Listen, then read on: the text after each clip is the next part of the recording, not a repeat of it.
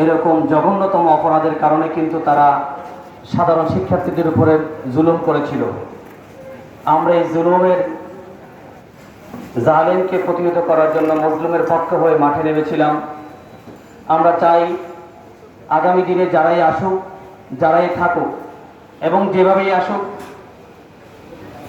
সকলেই জালেম এবং মজলুমদের যেই অবস্থানটা আমাদের সামনে উপস্থিত হয়েছিল, এই জালেম এবং মজলুমদের অবস্থানটা শুধু এখন তৈরি হয়নি, এটা শুরু হয়েছিল অনেক আগ থেকেই। বিগত ফ্যাসিস্ট সরকার আসার পর থেকে 2009 সাল থেকে বাংলাদেশের মানুষের সামরিক শক্তির উপরে যে জুলুম করেছে, 57 জন সেনা সদস্যকে তারা হত্যা করেছে, এটাও কিন্তু বাংলাদেশের সাধারণ মানুষ, বাংলাদেশের নাগরিকদের উপরে একটি নিরাপত্তার জুলুম করেছে।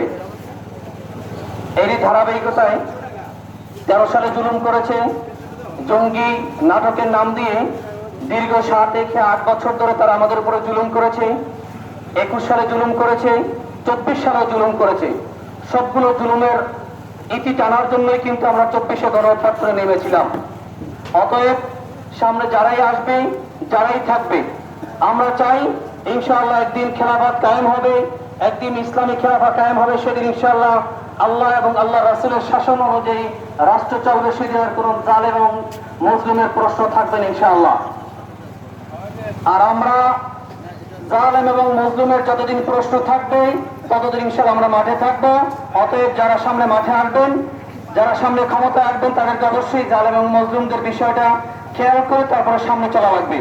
কেউ উপরে জুলুম করা যাবে না এবং কেউ যাতে মজলুম না হয় সেভাবে লক্ষ্য রাখতে হবে।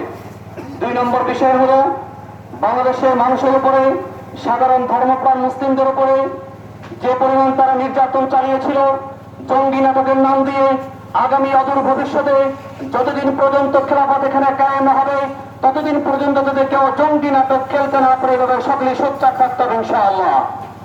সংগ্রামী সাথী বন্ধুগণ, আমার 3 নম্বর বিষয় হলো আমরা বাংলাদেশের প্রত্যেকটা পলিটিক্যাল শক্তিকেই আমরা আপনাদের আপন আপন অবস্থান থেকে সম্মান করি। যতক্ষণ না আপনারা বাংলাদেশের মানুষের রাজনীতি করবেন ততক্ষণ পর্যন্ত। আর যখন আপনারা 3 দেশি শক্তিকে এখানে এস্টাবলিশ করার জন্য আপনারা রাজনীতি করবেন, পলিটিক্স করবেন, আর ততক্ষণ পর্যন্ত আপনাদের সাথে আমরা লড়াই করে যাবো ইনশাআল্লাহ। আমার 4 নম্বর বিষয় হলো আমরা যারা এখানে উপস্থিত হয়েছি, আমাদের লক্ষ্যবস্তু কিন্তু একটাই, সেটা হলো আগামী দিনে বাংলাদেশে গণতান্ত্রিক পূজারা যেরকম গণতন্ত্র চর্চা করতে পারে এবং লেনিনবাদের পূজারা যেরকম লেনিনবাদের চর্চা করতে পারে, যেরকম মাওবাদী পূজারা যখন মাওবাদীকে চর্চা করতে পারে, সেরকম কোরআন এবং সুন্নাহর যারা অনুসারী আছে তারা সকলেই খেলাফত চর্চা করতে হবে ইনশাআল্লাহ।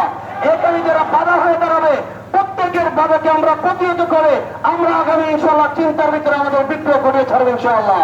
অতএব আমাদের আগামী বিপ্লব হবে ইসলামী বিপ্লব। এই বিপ্লবকে ইনশাআল্লাহ কেউ ঠেকাতে পারবে না।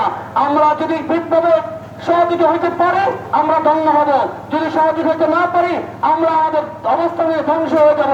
কিন্তু আল্লাহর দিন আল্লাহর জমিনে বাস্তবায়ন অবশ্যই হবে। অতএব আপনাকে আল্লাহর দিন বাস্তবায়ন করার জন্য আপনার জীবন ভবিষ্যৎ উপলব্ধি করার জন্য, উন্নতি করার জন্য, আগামী দিনে ভবিষ্যৎকে আপনাকে খেলাফত পথে জারি থাকার জন্য অবশ্যই আপনাকে খেলাফত পথকে বাস্তবায়ন করে যেতে হবে ইনশাআল্লাহ। এই বলে আমি আমার বক্তব্য শেষ করছি। ওয়া আখিরু দাওয়ানা আলহামদুলিল্লাহি রাব্বিল আলামিন। আসসালামু আলাইকুম।